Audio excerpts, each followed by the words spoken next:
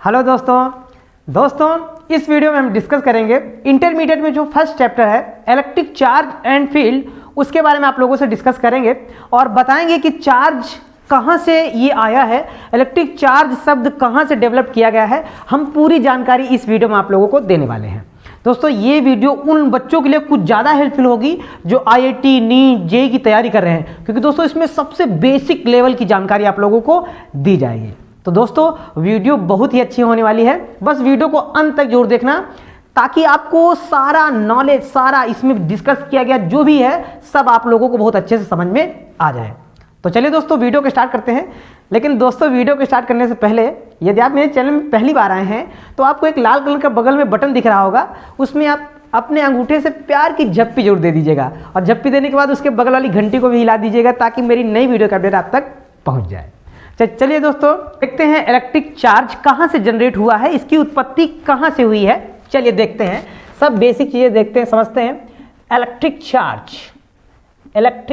Charge ये क्या है दोस्तों? इसको हिंदी में बोलते हैं वैद्युत आवेश।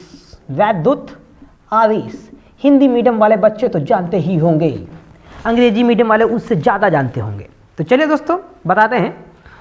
दोस्तों आज से करीब 2500 वर्ष पहले की बात है। ये एक बहुत ही फेमस साइंटिस्ट थे जिनका नाम थेल्स था। दोस्तों थेल्स क्या कर रहे थे, एक अंबर नाम का टुकड़ा था, उसको एक ऊनी कपड़े से वो क्या कर रहे थे, उसकी मिट्टी को हटा रहे थे, मतलब उसको साफ कर रहे थे। उसमें मिट्टी लगी हुई थी तो उसको साफ कर रहे थे। जब टुकड़ा पूरा साफ हो गया तो उन्होंने उस टुकड़े को एक टेबल पर रख दिया। टेबल पर रख दिया तो उस टेबल पर दोस्तों कागज के थोड़े थोड़े टुकड़े पड़े हुए थे, तो वो टुकड़े उस गुटके से चिपक गए। तो ये चीज़ थेल्स ने ऑब्जर्व की कि अरे ये कैसे हो गया। उन्होंने देखा कि वो सारे कागज के टुकड़े चिपक गए, तो वो अपनी बात को कंफर्म करने के लिए एक दूसरा गुटका लिया, उसको भी उसी तरह से साफ किया, उसको भी टेबल पर रखा। तो इस बार छोटे छोटे कणों को दूसरे कणों को भी डाल दिया, तो देखा कि कागज के टुकड़े तो चिपक ही गए थे, साथ में वो छोटे छोटे जो हल्के टुकड़े थे वो भी उसमें चिपक गए थे। इसके आधार पर थेल्स ने बताया कि जब किसी भी अंबर के टुकड़े को किसी ऊन के कपड़े से रगड़ दिया जाता है तो वो उसमें एक चार्ज उत्पन्न हो जाता है, चार्ज डेवलप हो जाता है। दोस्तों इस बात को पहले किसी ने कोई महत्व ही नहीं दिया। करीब 2000 वर्ष बीत गए। ये थेल्स ने 2000 मतलब 2500 वर्ष पहले बताई थी और उसके 2000 वर्ष तक इसकी बात में मतलब इसके बारे में कोई जिक्र तक नहीं हुआ। फिर उसके बाद जब 2000 वर्ष बीत गए तो फिर सन 1600 ईस्वी में इंग्लैंड के एक वैज्ञानिक आए, गिलबर्ट्स ने भी देखा। उन्होंने भी अंबर की तरह से 2-3 मतलब चीज़ें और ली, जैसे ग्लास लिया, आबनूस लिया, गंधक लिया, उसको भी रेशम के कपड़ों से उन्होंने देखा कि यदि रेशम के कपड़े से रगड़ दिया जाए ग्लास को तो ग्लास में भी ऐसा गुण आ जाता है कि वह वस्तुओं को अपनी ओर आकर्षित करने लगता है, मतलब खींचने लगता है। तो उन्होंने भी बताया नहीं, इसमें एक ऐसा गुण आ जाता है जिसके कारण वह वस्तुओं को अपनी तरफ खींचने लगता है। तो दोस्तों फिर उसके आधार पर कई सारी रिसर्चें चालू हो गई। तब तक जो साइंटिस्ट थे सारे साइंस में विश्वास करने लगे थे। फिर काफ़ी सारी रिसर्चें चालू हो गई, उसके आधार पर फिर इसका नाम दिया गया कि मतलब जो गुण में ये मतलब जो किसी मेटल में ऐसा गुण आ जाता है उसमें कहा जाता है कि वो जो मेटल है वो चार्ज्ड हो गया है, मतलब उसमें इलेक्ट्रिसिटी का गुण आ गया है, मतलब वो उस गुण मतलब वो जो मेटल है वो पूर्णतः क्या हो गया है, चार्ज हो गया है। अब उसके बाद भी कई रिसर्चें चलती रही, फिर चार्ज के जो प्रकार हैं उनके बारे में डिस्कस हुआ, चार्ज कितने प्रकार का होता है ये सब बताया गया, वो आप लोगों से हम डिस्कस करने वाले हैं। तो चलिए दोस्तों हम आगे बताते हैं फिर क्या हुआ। उसके बाद कई सारी रिसर्चें हुई, फिर देखा गया कि एक कांच की छड़ ली गई। पहला एक्सपेरिमेंट जो था उसमें क्या किया गया, एक कांच की छड़ ली गई, उसको रेशम के कपड़े से पहले उस कांच की छड़ को रगड़ा गया, फिर एक धागे से बांधकर उसको लटका दिया गया, फिर दूसरी कांच की छड़ ली गई, उसको भी रेशम के कपड़े से रगड़ा गया, और जो ये मतलब धागे से जो बांध के लटका दी गई थी इसके समीप जैसे ही लाए तो ये दूर प्रतिकर्षित हो गई। तो सब साइंटिस्ट जो है वो आश्चर्यचकित रह गए, ये कैसे हो गया, ये प्रतिकर्षित क्यों हो रही है, अभी तक तो आकर्षित हो रहा था, अब प्रतिकर्षित कैसे हो रही है। उनके दिमाग में कोई और दूसरी बात चली। फिर उन्होंने एक्सपेरिमेंट करने के लिए एक बिल्ली की खाल को ली, एक बिल्ली को खाल लिया और दूसरी आबनूस की छड़ ली, उसको रगड़ा और उसको रगड़ने के बाद उसको धागे से बांध कर लटका दिया। फिर क्या किया, फिर दूसरी आबनूस की छड़ ली, उसको भी बिल्ली की खाल से रगड़ा, उसको भी बांध कर लटका दिया, उसको भी बांध के लटका दिया। जैसे ही बांध के लटकाया और उसके समीप जैसे आपने उसकी छड़ दूसरी वाली लाए वैसे वो भी दूर चली गई।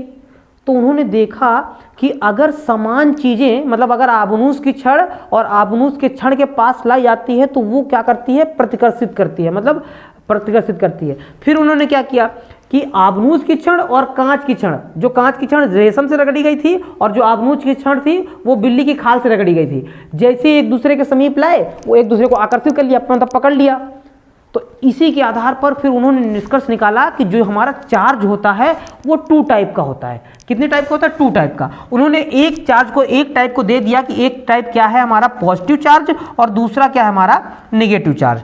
उन्होंने ये बताया कि अगर पॉजिटिव चार्ज मतलब अगर सेम है तो वो एक दूसरे को रिपेल करता है, अगर सेम चार्ज है तो एक दूसरे को क्या करता है, रिपेल करता है, मतलब प्रतिकर्षित करता है। अगर अपोजिट चार्ज है तो एक दूसरे को क्या करता है, अट्रैक्ट करता है। आप लोग इसको अपनी भाषा में ऐसे समझ सकते हैं, अट्रैक्ट करता है, ऐसे समझ सकते हैं कि हम प्लस को ये बता देते हैं कि प्लस हमारा क्या है, प्लस जो है वो बॉयज़ है, प्लस जो है वो क्या है, बॉयज़ हैं, और माइनस क्या है वो तो आप लोग जान ही गए होंगे, क्या है, गर्ल्स हैं। तो बॉयज़ और गर्ल्स में दोस्तों हमेशा क्या होता है, अट्रैक्शन। बहुत ही समझदार हो रहे हो आप लोग। अट्रैक्शन हमेशा क्या होता है, अट्रैक्शन। अगर बॉयज़ आ जाए तो उनमें क्या होगा, रिपल्सन होगा। तो हमारी बात समझ गए होंगे। एक इसके अकॉर्डिंग इसकी जो है, मतलब इसको वेरीफाई किया गया, इसके अकॉर्डिंग इसको बताया गया इस एक्सपेरिमेंट के आधार पर। फिर उन्होंने कुछ साइंटिस्ट आए जो इलेक्ट्रॉन थ्योरी फिर बताई कि इलेक्ट्रॉन थ्योरी के अकॉर्डिंग बताया कि कौन सा पॉजिटिव चार्ज है, कौन सा नेगेटिव चार्ज है। अब इलेक्ट्रॉन थ्योरी क्या थी दोस्तों, आजकल इलेक्ट्रॉन थ्योरी को हम लोग मॉडर्न थ्योरी भी कहते हैं, जिसका आधुनिक रूप आप लोग हम समझते हैं। तो चलिए इलेक्ट्रॉन थ्योरी भी जान लेते हैं क्या है। इलेक्ट्रॉन थ्योरी दोस्तों ये थी, इलेक्ट्रॉन थ्योरी आप लोग जानते हैं कि अगर कोई भी पदार्थ है या कोई भी एलिमेंट है वो छोटे छोटे एटम्स से मिलकर बनता है, छोटे छोटे एटम्स से मिलकर बनता है। और एटम्स क्या होता है दोस्तों, एटम आप लोगों ने जानते होंगे कि एटम्स ऐसा चीज होता है जिसके बीच में एक छोटा सा भारी भाग होता है जिसमें पॉजिटिव चार्ज भरा होता है, और ये जिसको हम लोग क्या बोलते हैं, नाभिक बोलते हैं या न्यूक्लियस बोलते हैं। अब ये जो नाभिक होता है ये 2 चीज़ों से मिलकर बना होता है। कौन कौन से दोस्तों, ये 2 चीज़ों से मिलकर बना होता है, प्रोटॉन से मिलकर बना होता है और किससे, न्यूट्रॉन से मिलकर बना होता है। इन दोनों चीज़ों से मिलकर बना होता है। जो प्रोटॉन होता है वो प्लस चार्ज होता है, प्रोटॉन पे प्लस चार्ज होता है 1.6 × 10⁻⁻⁹ होता है। और जो न्यूट्रॉन पे चार्ज होता है, मतलब न्यूट्रॉन क्या होता है हमारा, न्यूट्रल होता है, मतलब न्यूट्रॉन पे कोई भी चार्ज नहीं होता है, ये न्यूट्रल होता है। लेकिन दोनों का वेट जो होता है, प्रोटॉन और न्यूट्रॉन दोनों का वेट बिल्कुल सेम होता है, बस क्या होता है, न्यूट्रॉन न्यूट्रल होता है। दोस्तों ये जो हमारा नाभिक होता है ये पूरा पॉजिटिव होता है, लेकिन इसके बाहर एक तीसरे टाइप के जो पार्टिकल्स होते हैं वो चारों तरफ न्यूक्लियस के क्या होते हैं, चक्कर लगाते रहते हैं, जिनको हम लोग इलेक्ट्रॉन कहते हैं, जिनका नाम दे दिया गया कि इलेक्ट्रॉन है। अब इलेक्ट्रॉन जो होता है, इलेक्ट्रॉन पर जितना प्रोटॉन पे चार्ज होता है सेम उतना ही इलेक्ट्रॉन पर भी चार्ज होता है, लेकिन बस अंतर क्या है, इलेक्ट्रॉन पे माइनस का होता है 1.6 × 10⁻⁻19 कूलम, इतना चार्ज इलेक्ट्रॉन पे होता है। तो दोस्तों और किसी भी एटम के अंदर जितने प्रोटॉन्स होते हैं, मतलब जितने प्रोटॉनों की संख्या होती है उतने ही न्यूट्रॉनों की संख्या, मतलब उतने ही इलेक्ट्रॉनों की संख्या होती है। मतलब जितने प्रोटॉन होंगे उतना ही हमारा क्या होगा, इलेक्ट्रॉन होगा। मतलब जितना प्लस चार्ज होगा उतना क्या होगा, माइनस चार्ज। इसीलिए एटम सामान्य अवस्था में न्यूट्रल होता है, मतलब उसमें कोई चार्ज नहीं होता, क्योंकि प्लस चार्ज और माइनस चार्ज सेम होता है, जिस कारण वो एक दूसरे को खत्म कर देते हैं, इसलिए वो न्यूट्रल होता है। तो दोस्तों आप लोग समझ गए हैं कि किसी भी एटम में क्या होते हैं, प्रोटॉन होते हैं, मतलब प्रोटॉन होता है और क्या होता है, इलेक्ट्रॉन होता है। अब जरा समझो दोस्तों इसमें पॉजिटिवली चार्ज और निगेटिवली चार्ज कैसे आता है। जैसे मान लो किसी एटम से सारे इलेक्ट्रॉन निकाल दिए जाएं, तो जब सारे इलेक्ट्रॉन निकल जाएंगे तो उसमें बचेगा क्या, सिर्फ पॉजिटिव, मतलब सिर्फ प्रोटॉन बचेंगे। मतलब इलेक्ट्रॉन निकल जाएंगे तो इसका मतलब आपको क्या पता चलता है, यदि किसी में इलेक्ट्रॉनों की कमी है तो इसका मतलब उसमें कौन सा चार्ज है, पॉजिटिव चार्ज है, क्योंकि एटम में इलेक्ट्रॉन और प्रोटॉन दोनों होते हैं। तो हमने इलेक्ट्रॉन उससे निकाल दिए, मतलब इलेक्ट्रॉनों की कमी हो गई, तो बचा कौन सा चार्ज, प्लस। मतलब इलेक्ट्रॉनों की कमी आपको क्या बताती है कि वो जो हमारा एटम है वो पॉजिटिवली चार्ज हो गया है, मतलब उसमें धनात्मक आवेश आ गया है। अगर दोस्तों जिस एटम में मतलब ये इलेक्ट्रॉन चले जाएंगे, जिस एटम में चले जाएंगे तो वो क्या हो जाएगा, निगेटिवली चार्ज हो जाएगा, क्योंकि पहले से उसमें इलेक्ट्रॉन मतलब पहले वो न्यूट्रल था, अब उसमें और इलेक्ट्रॉन आ गए, मतलब माइनस चार्ज जो है वो आ गया है, मतलब वो वाला एटम हमारा क्या हो गया है, निगेटिवली चार्ज हो गया है। दोस्तों ये है इलेक्ट्रॉन थ्योरी, मतलब इलेक्ट्रॉनों की कमी क्या बताएगी, हमारा वो जो मतलब एटम है वो पॉजिटिवली चार्ज है, और जिसमें इलेक्ट्रॉनों की अधिकता हो जाएगी वो हमें क्या बताएगा कि वो हमारा एटम निगेटिवली चार्ज है। एटम के बारे में एक इंटरेस्टिंग फैक्ट के बारे में जान लेते हैं। दोस्तों जो एटम होता है इसमें जो मेन मुख्यतः 3 कण होते हैं, कौन सा, प्रोटॉन, न्यूट्रॉन और इलेक्ट्रॉन होता है। अब इनके बारे में एक जानकारी दे देते हैं। जैसे जो इलेक्ट्रॉन है दोस्तों, इसकी खोज किसने की थी, आप लोग जानते हैं, सर जे किसने की थी, थॉमसन ने की थी, ये सभी लोग जानते होंगे, ठीक है। प्रोटॉन की खोज किसने की थी, प्रोटॉन जो थी उसकी खोज किसने की थी, रदरफोर्ड ने की थी, रदरफोर्ड ने की थी। अब दोस्तों रदरफोर्ड कौन थे, ये जो हमारे जे थॉमसन सर थे, इनके सबसे बेस्ट स्टूडेंट कौन थे, रदरफोर्ड ने थे, मतलब रदरफोर्ड थे। और जो न्यूट्रॉन की खोज किसने की थी, न्यूट्रॉन की खोज भी आप लोग जानते होंगे, वो चैडविक सर ने की थी। किसने की थी, चैडविक। अब चैडविक कौन थे, जो चैडविक थे वो रदरफोर्ड के बेस्ट स्टूडेंट थे, मतलब जे थॉमसन जो थे, मतलब जे थॉमसन के स्टूडेंट रदरफोर्ड थे और रदरफोर्ड के स्टूडेंट कौन थे, चैडविक थे। तो ये एक दूसरे से एकदम बहुत ही रिलेटेड थे दोस्तों। और संयोग की बात ये है कि तीनों लोगों को नोबेल पुरस्कार मिला था, अपनी अपनी खोज के लिए तीनों लोगों को नोबेल पुरस्कार से नवाजा गया था। तो ये जानकारी यदि आप लोगों को नहीं पसंद मतलब नहीं पता थी तो अब मालूम हो गई है। चलिए दोस्तों अब हम चार्ज के बारे में थोड़ा सा और जान लेते हैं। दोस्तों चार्ज को जो हम सिंबल देते हैं, चार्ज को डिनोट करते हैं काहे से, क्यू से डिनोट करते हैं, और इसकी जो एसआई यूनिट होती है, एसआई यूनिट वो कूलॉम्ब होती है। इसकी जो एसआई यूनिट वो होती है वो क्या होती है, कूलॉम्ब होती है। एसआई यूनिट इसकी क्या होती है, कूलॉम्ब होती है। अब दोस्तों हम थोड़ा सा चार्ज के बारे में थोड़ा सा इंपॉर्टेंट फैक्ट के बारे में बात करेंगे, जो जिनसे नीट आईआईटी के लिए क्वेश्चन डेवलप होते हैं, ऑब्जेक्टिव टाइप क्वेश्चन डेवलप होते हैं, बहुत ही इंपॉर्टेंट क्वेश्चन होते हैं, उसके बारे में थोड़ा डिस्कस करते हैं। दोस्तों जो इलेक्ट्रिक चार्ज होता है वो इंट्रिंसिक प्रॉपर्टी होती है।